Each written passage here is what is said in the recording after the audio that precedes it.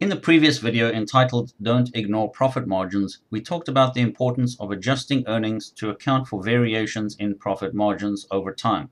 In this video, we will examine how to think about what normal profit margins are. We'll first look at where corporate earnings come from at the country or macro level. We'll then examine the components impacting profit margins and end by presenting what we think is a reasonable approach to estimating normal profit margins for the current environment. So we'll start out taking a look at where corporate earnings come from in the real economy. And so this is a chart which shows the real economy, and on the left side we have the components of GDP, and basically this represents the flow of dollars moving throughout the economy throughout the year, and the sum of all this activity equates to GDP. Think of it as total revenue for the country.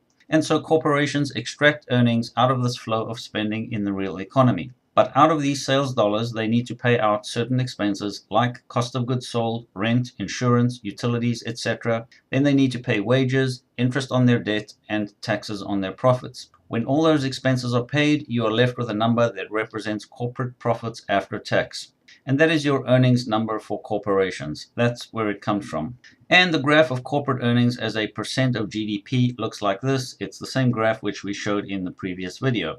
So with this framework in mind, we can explore what drives profit margins by looking at each of the components that impact margins. Now, the economic data are not available for all the expense categories like rent, insurance, utilities, etc. So we have regrouped all the expenses with cost of goods sold into one category and can calculate that value as the difference between GDP and the other four numbers circled in blue, which we do have the data for.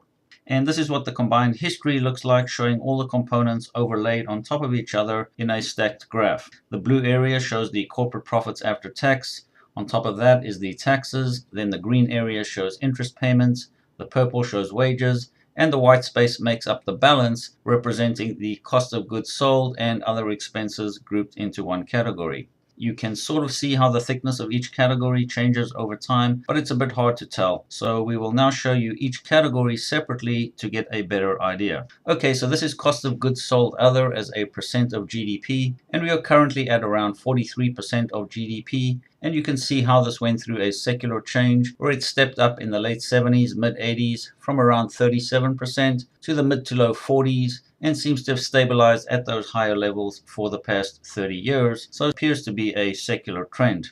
Wages historically averaged around 50% of GDP, but since about 1972, we have seen a trend of wages going down as a percent of GDP, and this looks like a long-term secular trend. I think we know why this is happening. A lot of it is due to efficiencies and technological innovation. And so you can see what's happened to wages. We're down now to around 42 to 43% of GDP, and this is the biggest reason why profit margins as a percent of GDP have been higher of late. As a side note, you can see the small insert, how wages have been trending back up for the past 8 quarters, which is one of the reasons we are seeing weakness in corporate profit margins over this same period.